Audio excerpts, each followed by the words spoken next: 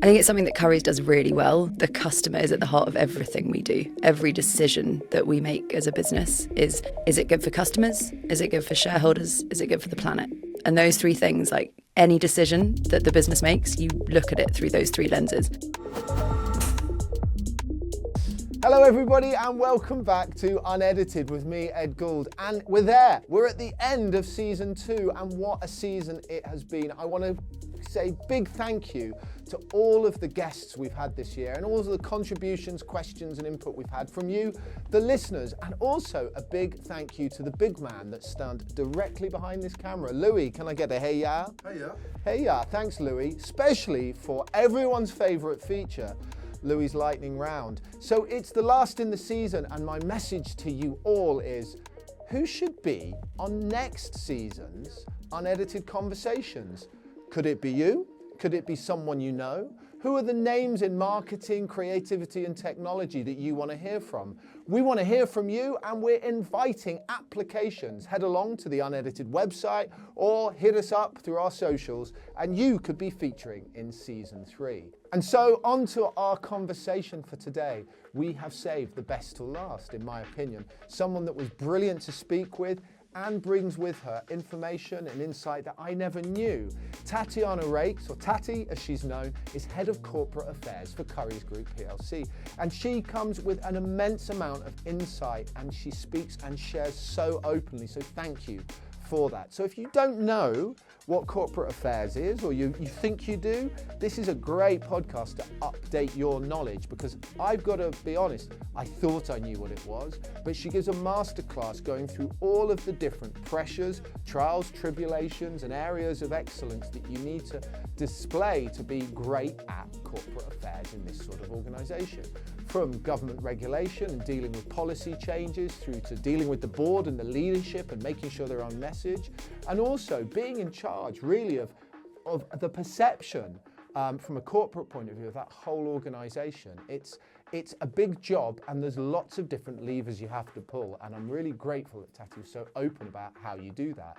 We also get into some of the stuff I love about Currys, which is they're really brilliant above the line stuff. They've really come out punching over the last few years. So I talked to her about their advertising and their above line activity. And on top of that, we also get into the usual Louis' lightning round to find some hidden secrets beneath the depths. A bit about wine, if you're a wine buff, I believe. I want to thank Tati for being my final guest on season 2 of the Unedited podcast, and I want to remind you listeners that you could be in season 3. So once again, get those recommendations, applications, DMs in, and we'll see if you can be a guest. So yeah, I'm looking for a new tagline for season 3, but for now, we're sticking with the original. Sit back, relax, let's get ready for another Unedited conversation.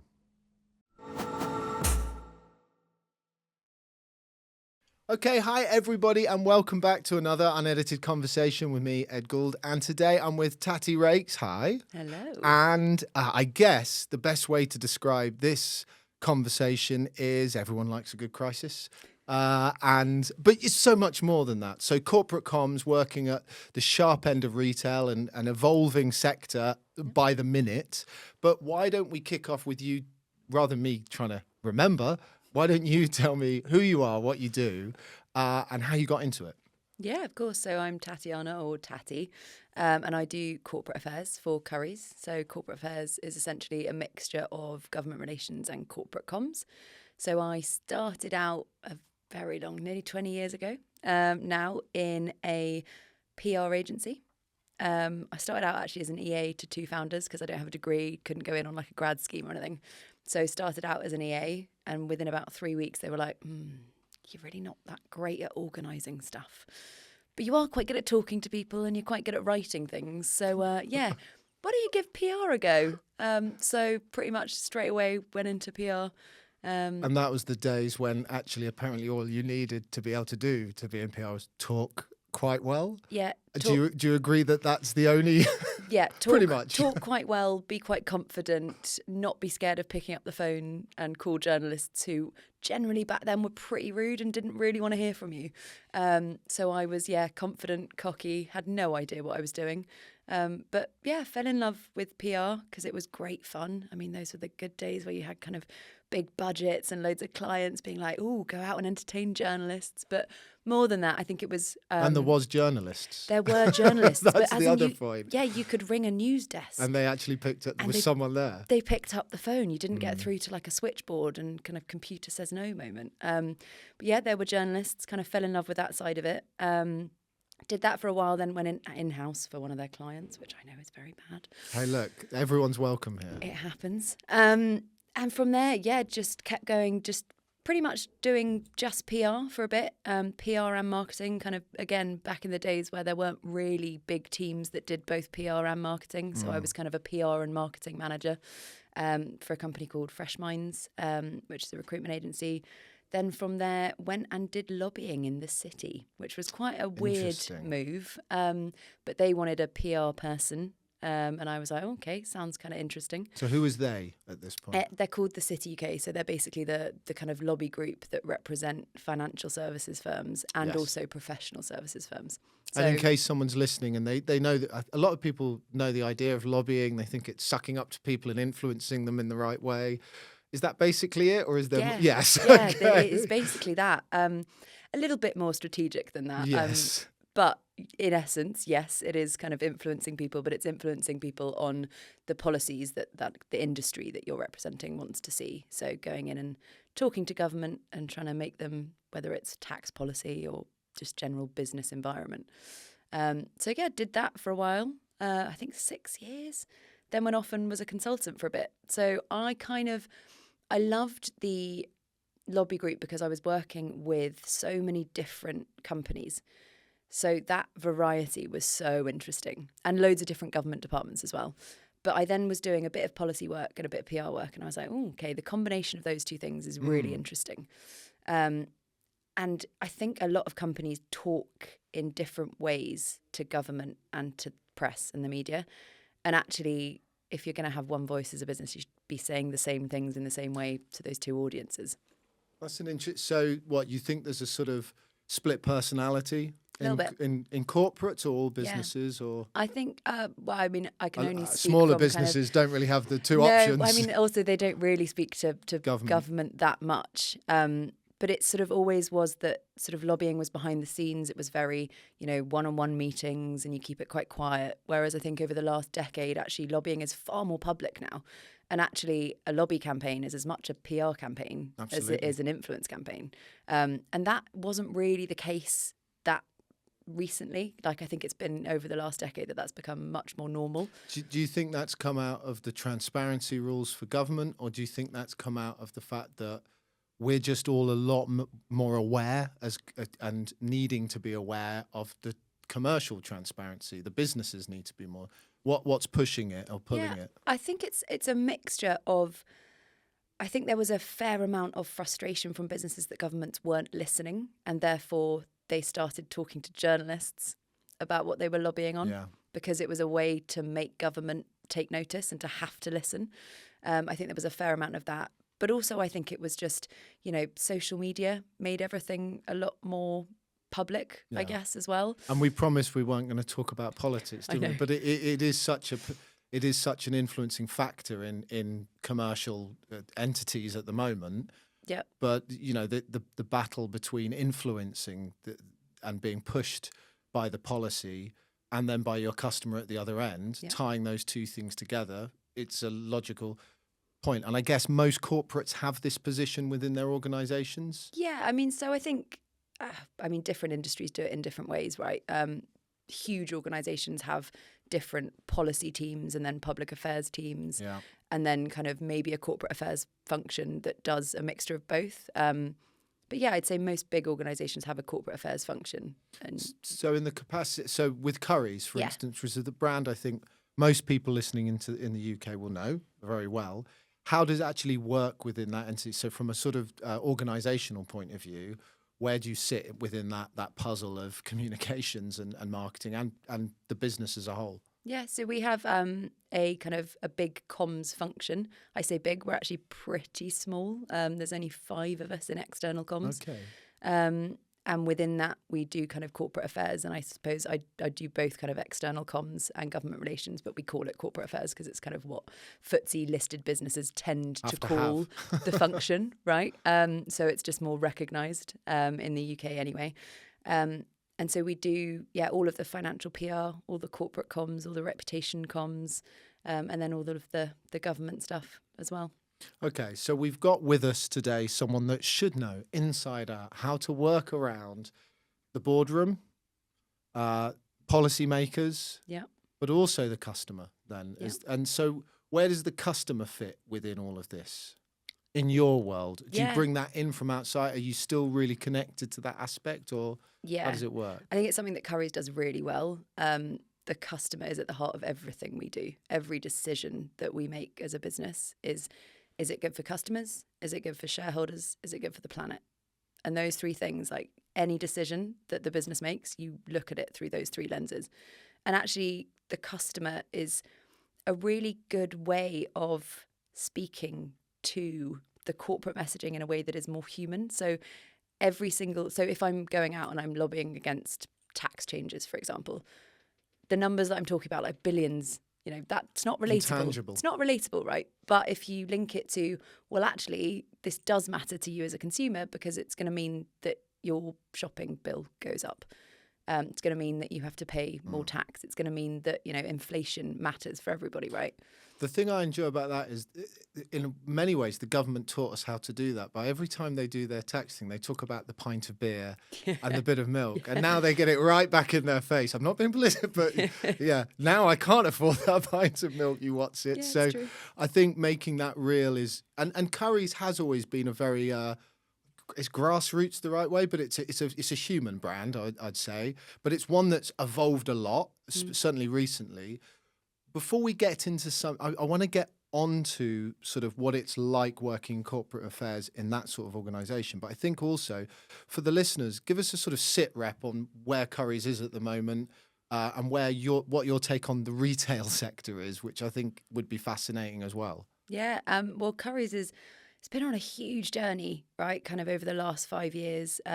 Massive digital transformation. We're now obviously just one brand, whereas before we were Carphone Warehouse, PC Very World, confusing. Dixon's, lots of different brand names, right?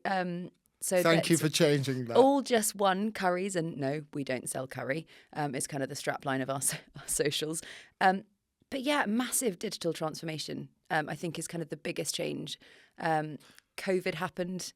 Everything, like there were no stores. Suddenly the stores were closed, so people started buying more online. Our supply chain grew almost overnight. So in terms of SKUs and range of products? Just being able to do everything without... At speed. Yeah, at pace, and with no store interface. Like, yes, of course, we were still sending stuff through stores, but the stores were closed. So that was massive. And then I think just generally everything in the digital world is changing so quickly. But interestingly, we're seeing now people want to go into stores as much as they want to shop online, which is, I think, quite rare for retailers. Do you class what, I mean, it's a mix, isn't it? But some of the stuff you're selling as a considered purchase.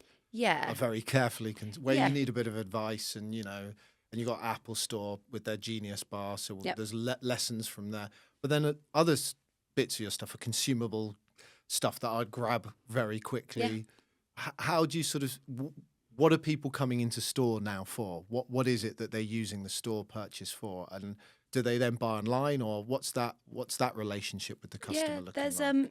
There's a real mixture. So I think it's around 60% of our sales still have a store touch point, whether that's people going in and buying it and taking it there, whether it's click and collect. So a lot of people want it now, so they order it online, and guess what? There's a Currys like 6 minutes down the road. So then they go and collect it like an hour later. And we see that massively increase over peak, which is like the Black Friday, Christmas period, because people want it with immediacy, right? And that's great for us and it's great for customers because they can literally have it like an hour later. But I think the omnichannel model, people are coming into Currys because a lot of the time they don't know what they want to buy. So there is so much choice. There's still that sort of... There is so much choice, right? If you're going to buy a laptop, you can do your research online, But again, that the review sites might be biased. How do you want to go and touch and feel it? You want to have a play around with it. You want to learn about the features. Is it the right one for you? Is it the right price? So I think people a lot of the time know that they need a product, but they don't know which product. And that's where kind of Currys colleagues who know everything there is to know about every single one of the products in that store can talk people through that journey, because it is confusing. Right, there's so much on offer, and I think for a segment it is, and you can own that segment then, because there's some people that know exactly what they want, and they're probably not bang on the customer that you're after. They're going to buy it all in different bits online and put it together themselves. But there's a massive segment. I don't know what I'm doing, and I'm probably more proficient than most of the UK in those sorts of things. But okay. What's the mission then at the moment? So when you guys talk about what's the forward mission for Currys at the moment? Well, I mean, at the moment, we're just completely and utterly focused on peak. So the ramp up to this period is still like absolutely massive. So in terms of getting everything ready to have like the best range, have all the right products in the right place at the right time so that customers never, ever get disappointed that something isn't there, right? Because when you're shopping on Black Friday and you're shopping for Christmas, if there isn't a PlayStation there, you're going to go and buy it somewhere else. So it's making sure that we get everything right first time. I think that is kind of the big thing at the moment, is making sure. That's a big, that's a really big. It's a big mission, right? Assumption that you can do that. Yeah. And so at the time of recording this, if you're listening, it is November, almost-ish. No, it's not. That's how bad. That's how long my week's been. It's October. Still. Yeah, still. So in terms of when you're meant to be ready for Christmas, I assume it's all done. All your buyers are done. Everything's in place. Everything's sat ready to go. Yeah. How do you then measure success out? Is it like hold on to your hats until we get to January and then we add it all up? Or how connected are you from a comms point of view and a corporate comms point of view about how that time is going and how that period is going? Because it must be the most important time of the year for you guys. So for us, obviously we get trading updates. So we get weekly trading updates from the business on how it's doing. So I think everybody in Currys is always fairly close to how everything's going, which is quite, I don't know if that's unusual because I haven't worked in other retailers, but certainly for other businesses I've worked in, it's quite unusual for the company to be quite so transparent with how everything's going. But I think also when you work in comms, and I suppose this is the sort of the PR angle of it, and I work really closely with our consumer PR team who are doing the kind of like, right, go out and buy your laptop, driving sales. We're quite often able to help when there's like a problem, or if there's something we particularly want to promote that perhaps has more of a corporate angle, we can step in and kind of do some. Well, that's press right. I was sort of interested in that balance between the acquisition of new. You've got a team doing that, and they're driving sales and creating really fun content at the moment. There's some really great stuff going out there. But I wonder from a corporate point of view, which is probably reputation, risk, or it's, I guess from the outside in, I'm thinking that. What can you do to help affect the success during that period? Like, are you part of that? So it's interesting to hear you say you can sort of weigh in if there's a problem, or how else does a corporate comms team in that respect support that acquisition bit over Christmas? Yeah, so I mean, we do quite a lot of work in the run-up in terms of briefing our spokespeople who do all of the big interviews, kind of the here I am in the warehouse and it's Black Friday and we're talking about X, Y, Z. We're ready to go. Ready to go. So we do a lot of prepping with our spokespeople. So would you pitch those guys in for the broadsheet and the mainstream media rather than the consumer PR team? They do the pitching and we kind of help with the briefing around the corporate messaging, because there's always, Currys is very outspoken on a lot of things. So even though it's an interview about Black Friday, they're always going to be asking, right, okay, well, how's the business doing? What's the outlook for the retail sector? Big kind of corporate messaging. So we do that. We also kind of, there's a lot that can go wrong over Black Friday, and we always touch wood. Let's hope it doesn't. I'm not sure what you're about to I know, touch I was is like- wood. I think sorry, if you're watching and if you're listening, not watching, it's a high quality table she was going for, but I can't guarantee it is wood, I'm afraid. Okay, well, I'll knock my head instead. Yes, fine, good. I've completely lost my train of thought now with the wood conversation. But yeah, we spend quite a lot of time like focusing on, right, okay, it's Black Friday. And actually I had last year, I went up to we have this like war room set up on Black Friday with all the tech teams. Ooh, because that sounds exciting. It was really cool. What does the war room look like? Who's Well, in there? it's at our like campus. If it's a grey meeting room. No, it's not a grey meeting room. It's just like all these screens, and you can see in real time all the everything coming in, data. all the data. That'd be so cool. Best-selling products. So I'm then feeding back that information to the PR teams, who are then calling journalists and being like, right, okay, between the hours of 10:30 and 10:35, we sold X amount of air You're fryers. just giving them those business nuggets that Yeah. turn into consumer media, but actually it's a piece of business data. Yeah. That's coming out of a system. Okay, that's really, because I guess a lot of people, and I guess this moves us on to this other point around what you do, might consider you to be the fun police, or you're the one, it's been you're the said. de-risking and Yeah. all of that sort of. How do you get people within the business? So there might be people listening who are in the same position as you, but maybe a while ago, they may be at the start of where they are. How do you get people to understand and buy into the value that you and your team drive into the business? Yeah, it's That's a tougher one. It is a tough one, because when you're talking about the kind of reputational stuff and the kind of crisis things in the background, you don't really want people to know about that. So a lot of the time what corporate affairs people and corporate comms people do is very much in the background. So we focus more on what it is that we're doing sort of positively for the business. So we focus on how it's important that everyone in the business tell us the good stories and about the good work that they're doing, because even though you know that half your work is going to be on stuff that just happens in every business. This isn't sort of like a specific shit happens. Yeah, it does every day. So is part of your role to guard them from that? Yeah, so I they're think not dragged down by it. I think so. Maybe. Yeah. I think there's definitely a filter system of, I work really closely with our legal teams and with the risk teams. Sort of, we deal with the day-to-day things that are coming in, and actually we don't need to tell other people in the business what's going on, because we're handling it. So there's a level of that. But in terms of kind of making the business understand what it is that we do, I think you just have to be really visible. So we've got a really, we've just switched our kind of intranet to a new provider, and it's been an interesting journey.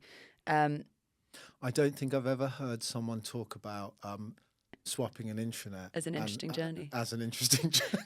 I say interesting. I I'm knew being that- like interesting as in painful for the team an behind absolute it. nightmare and a waste of I'm sure it was. And now you've got another piece of software. Yeah, but you It's have hard. to be you have to be out there talking about what it is that you do. So you have to be quite visible. I do a lot of kind of posts being like, here I am outside the Houses of Parliament. I've just been to talk to so and so. So I think you have to explain, but also explain often what it is that you do. So when we get great press coverage, for example, when our CEO goes on like LBC or on BBC News, you have to share that with everyone in the business. Yeah, internally. Yeah. Because otherwise they're just going to think it happens by magic. I think it's a really good point that often in larger corporates they just don't get, and they don't understand that. They talk about internal comms, but then it sits maybe over in an HR sort of place, and so is everyone happy, or that's not really what I'm interested in that piece. But I did some work for a big university around here, and it was meant to be an external campaign about the biggest changes they've made to the world in the sort of time they've been around. And we did it, and they were thrilled. And I thought, that's great. It must have really worked. And it hasn't worked the way we thought it would, but everyone within the university now understands what the other people do. And suddenly there's people in one school talking about the success. And that's when you get those lovely moments where everyone backs each other. But it's something I've noticed in the bigger the organization I work with, often the worst that element is. Yeah. So you'll get the CEO sort of doing a Teams update. Maybe. Yeah. But often those sort of corporate comms teams, they're so focused on policy and influence that they're not really thinking about how they represent themselves. Yeah. But I think if you can make me feel like you've got my back and you're representing me, then I'll do whatever you need me to do. It helps you out, I guess. Yeah. Okay, that's really interesting. So how do you work with the higher ups? This is something that comes up quite a lot on this podcast. Typically, when I'm talking to people, they're fairly well progressed. Yeah. In obviously, there's lots of range, but a lot of the people that are listening that ask us, they're not that far up. And one of the things they talk about is how do you influence and how do you get them to do what you need to do? So if you had some tips of handling the bosses, not at Curry's, anywhere that might be, how would you talk to someone that's trying to learn this trade of how to influence those higher ups? And how does that differ to how you've just talked about engaging the rest of the team? Yeah. The best advice I ever got, and I have always stuck with me, is be the same with the CEO as you are with the person that works for you or the intern. Don't treat them differently. Don't kind of, if suddenly you are speaking to the CEO and you're just always sort of nodding and going, yep, that's not what you're there for. And by the way, that's a really good fun game to play in your next board meeting. Look at who's nodding like a nutter for no reason. It's a really fun game I like to play when I'm with a new client and I look around all the team that are there. You're doing it now. She's nodding. Yeah. And someone will just be there going, nodding. Yeah. And you go, you're not going to be much use to me. But it isn't really, you can't just nod along. So, but what you're saying is the CEO would want you to talk to them in the same way as anyone else. They're just a people, right? Even the most senior people in businesses are just people. So that's kind of how you have to think about it. And yes, of course, you have to, you can't go up and like high five them and be like, hey mate, how you doing? Although I probably could, although I think our CEO would be like, okay. It's generally just remember they're just people. And you are there to do a job. You are there as an advisor. They want your advice. So a lot of the time it's just build that relationship on a kind of personal level, treat them like you would anybody else. Don't I think the worst thing you can do is be the yes person that just says yes. To everything. Yes. Because actually what value are you adding if you're not offering and people, something? Talent costs businesses a lot of money. It's not, so on their mind as well, is in the back of their mind, is they're going, is this actually adding value or am I wagging the tail for them? So did you always have that? You talked about being confident from the get-go. Was that just always part of your character? And when you bring people into your team, have you noticed you've had to guide people in that way? How do you work with your team or is everyone of the same ilk because they come through that? Interesting. Yeah, I've always been pretty precocious. I'm getting that idea. Yeah. Yeah, I think I can't remember why. I think I wanted to be a barrister when I was younger. Just generally having like arguments was what I thought being a barrister was. Yeah. So yeah, I've always been fairly confident. In terms of the people in my team, I think most people who work in comms tend to be fairly people, and they tend to be fairly confident.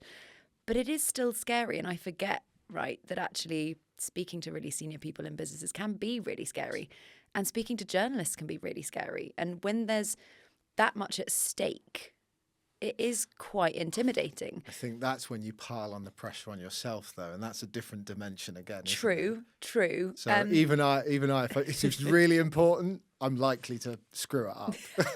Yeah, because you're piling it on. You can the pressure. But actually, once you just go, this is day to day. It's trying to get that feeling working all the time. What do you think are the good qualities for a communications person then? But beyond the stereotypical, because I think, there's a lot of stereotypes associated with PR people. Yep.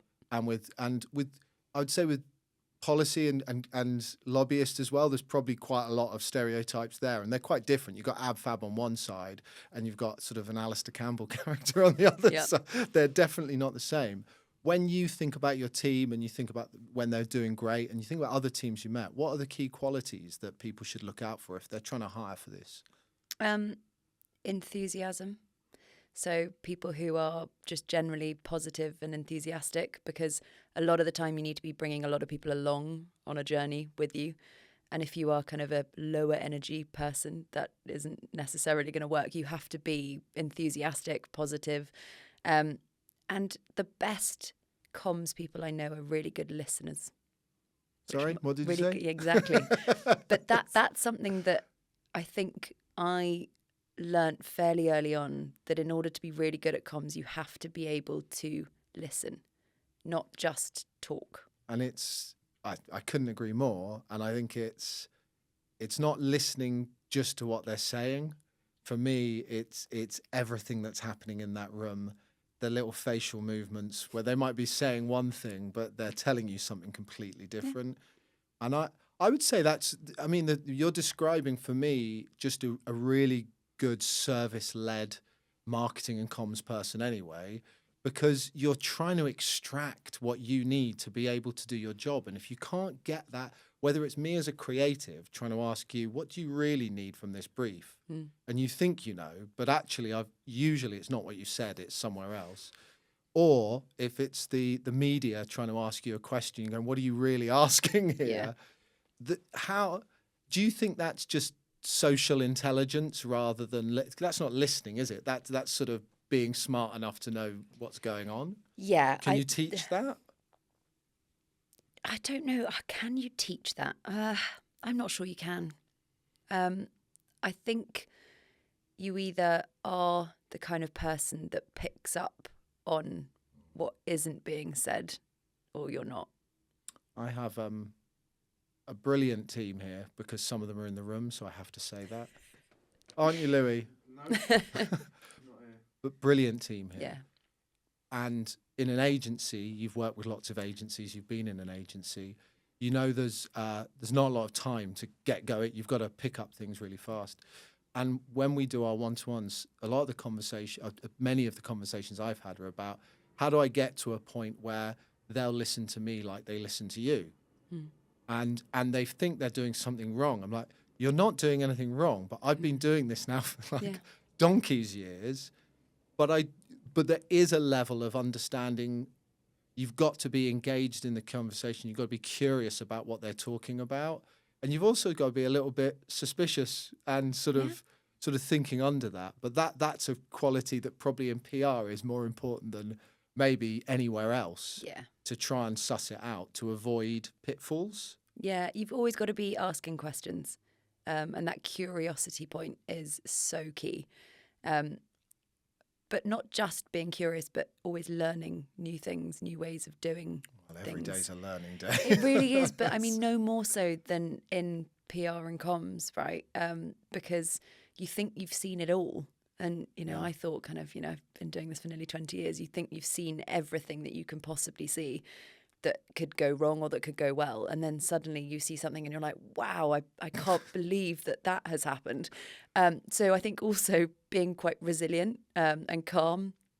How do you... So actually, let me pause, because I want to come back to some of the things that you've seen, those clangers. But I think I warned you about this. It's Louis' lightning round. And anyone that's been listening to season 2 knows Louis has been hard at work in this is the Black Box studio. He sits down here on his own. Many people wonder what he's doing, but it's this. No time to think. No messing around. Get your answers ready. It's Louis' lightning round. Okay, here we go. So there's 3. I don't know what it is either. And I'll warn you, some have been awful. Oh, God. Okay. What's the trickiest PR situation you've ever had to handle? Interesting one. This is meant to be lightning, so I better be quick. I did the PR for a dance music festival in Saudi Arabia. Right. Were they into that? They're quite liberal there, aren't they? Well, quite. Yeah, and it was the aftermath of that. Essentially, it was a sort of, we are opening up the country. We're going to let people listen to music, and we're going to let women and men dance together. And then afterwards, there were some interesting things that had gone that's on. Quite dark. Yeah, that's quite dark. That was the most challenging. Mine was having to go up a mast with Ben Fogle at a boat show. dressed as a pirate. That's fun. It was. I still lose sleep over it. It was quite. There's been far worse. But I think there's those. I mean, that the example you've just given, we can't. It wasn't that dark. But that's a tough one to deal with. Yeah. So were you doing that on behalf of the Saudi government, trying to square that away, or on behalf of the festival? So I was freelancing for an agency that was working for the Saudi, royal family. Should we all go to the airport? Yeah, let's get out of here. Let's leave. Okay, number 2. Why do you think Currys remains a top retailer? Oh, well, Louis, I think she'll appreciate that very much. Why do you think?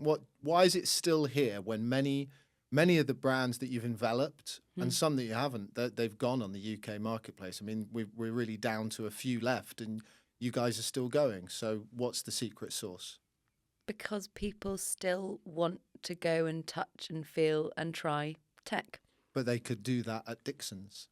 Yeah, but there is only Currys in the UK. Well, there is now. Literally, that is our. But how do you think they weighted that out, or how did they navigate through that? What decisions did they take that were right from a corporate point of view? I think it was continuing to invest in stores and that store experience and the people, and not backing off that. And the knowledgeable colleagues in store who know everything there is to know about the stuff that they are selling. I definitely, and I might be remembering it wrong, but I definitely saw a change over the last. I mean, we haven't met before, but we've met online briefly. But we talked.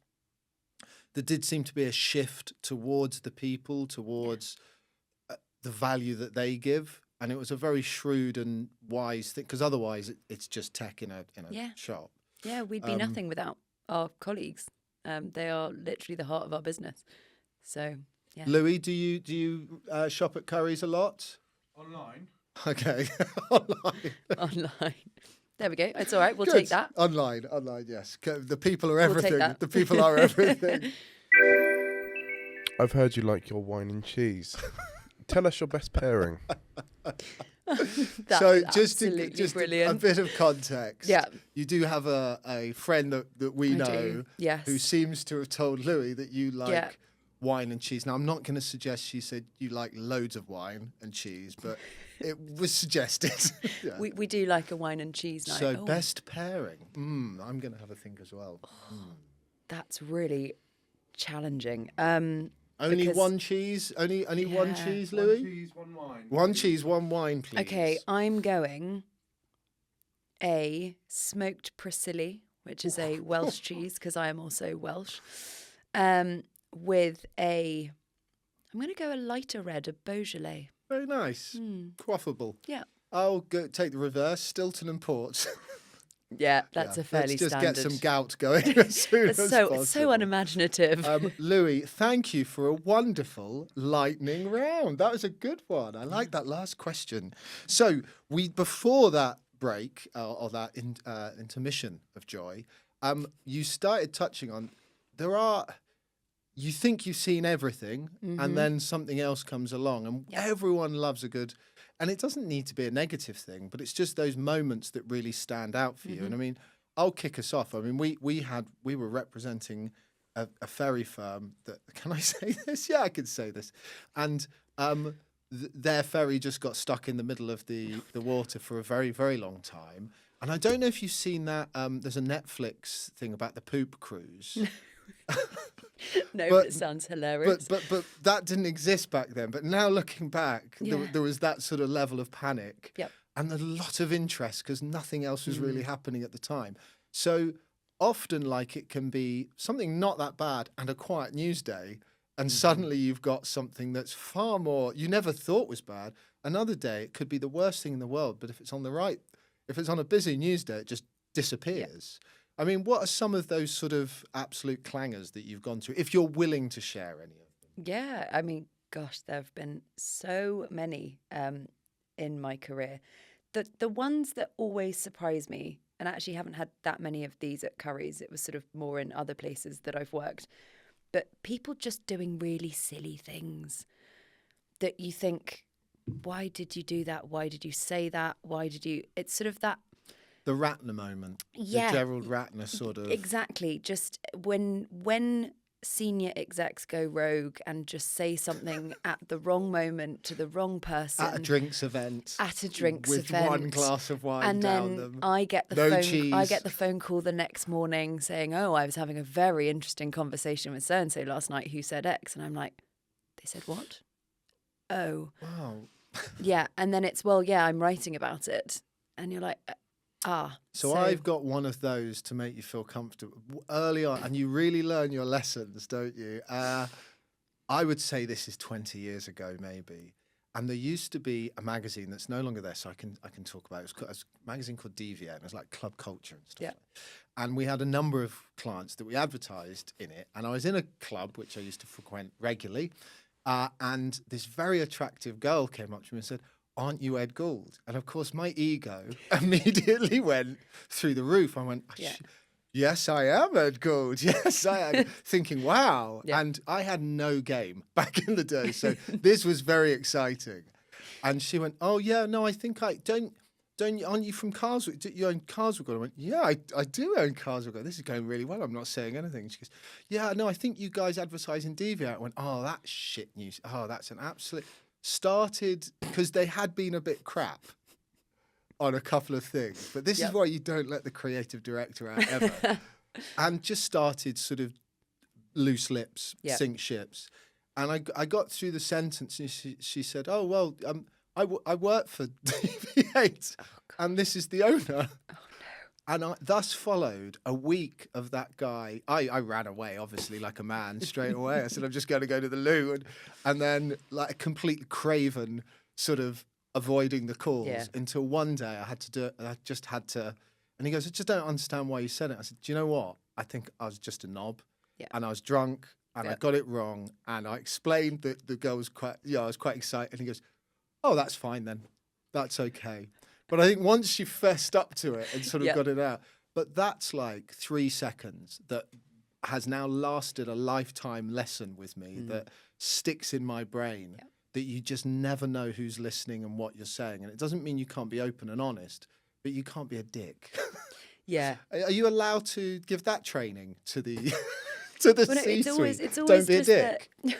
Well, I mean, genuinely, that's a great rule to go by. I can do a workshop Yeah, if you love need. that. I'm available. Love that. It's a great idea.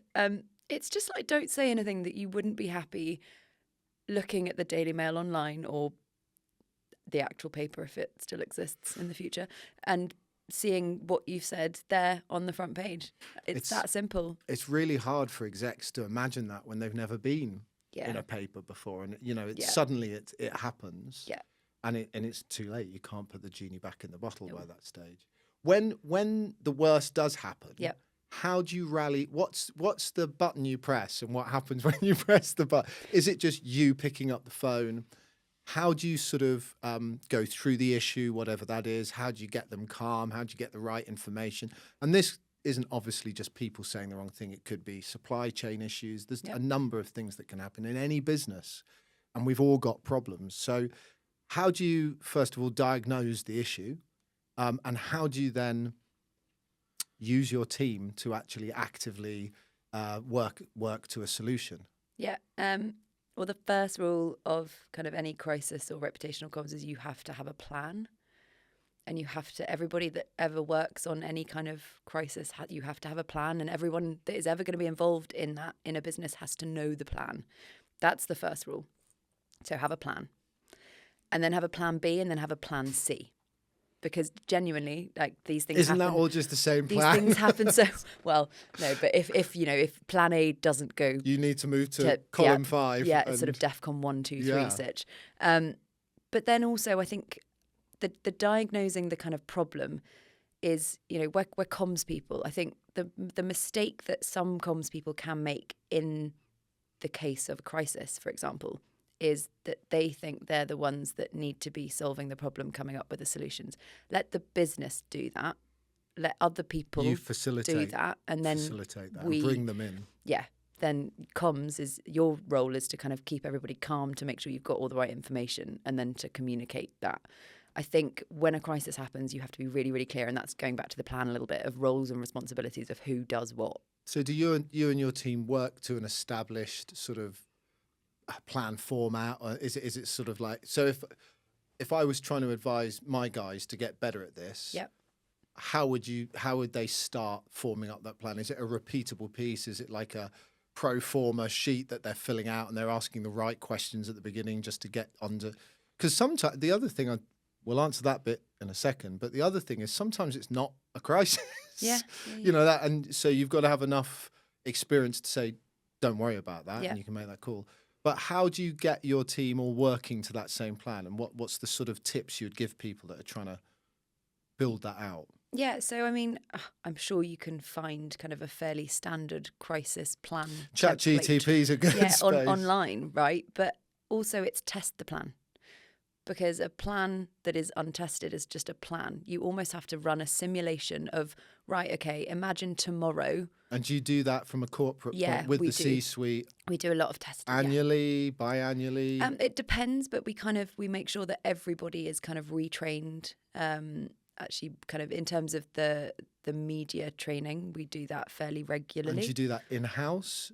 No, we do that externally. And you have, so everyone that joins C-suite or management up would get access to that at a different level? Yep, and specific crisis training as well. Okay. Because it's quite different. It's pretty intense. So that, but also, when you have a plan, test it. Like literally just sort of pretend that you are going into a crisis situation and make sure that that plan works for you and your business and your people. Because you might have a team of 2, you might have a team of 10. You need to make sure that those roles and responsibilities are divvied up beforehand. Just test it. Pretend that something has gone dramatically wrong and just run it through and be like, okay, learn from that. What should we have done better? What mistakes did we make? And certainly us agencies and consultants are thrilled that you don't run through the plans and don't practice it, because that's where you'll spend a lot of money. Yeah. And that's great. And there's brilliant people. And we had a great guy on actually part of this season on crisis comms as well. And that's from a consultant's point of view. Same messaging, but it's a different start point. You know, by then, there's a reason that you bring those people in. And there is a role for consultants and agencies, especially if Currys is a very large entity. There's lots of people that we're listening to this that are working in smaller teams, smaller businesses, and there's brilliant people out there, and you were doing it before Currys, that can help you with that.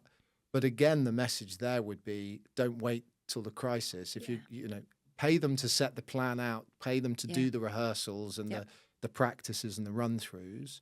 Okay, so if I'm listening and I'm a boss of a business and I've got a facility or a team that are doing this, how do I test they're any good? And if the head of Currys is listening to this is a good time just to think about if they're any good. So how do you know? Because there's a lot in our world. There's a lot of wrongly placed sort of, it's all flim-flam, isn't it? And actually it's not. Everyone in our business and our industry is working hard, trying to put real things in place. Yeah. But how do you, and that's part of that faith and that trust piece within the business. But if you're a boss, how would you prod it?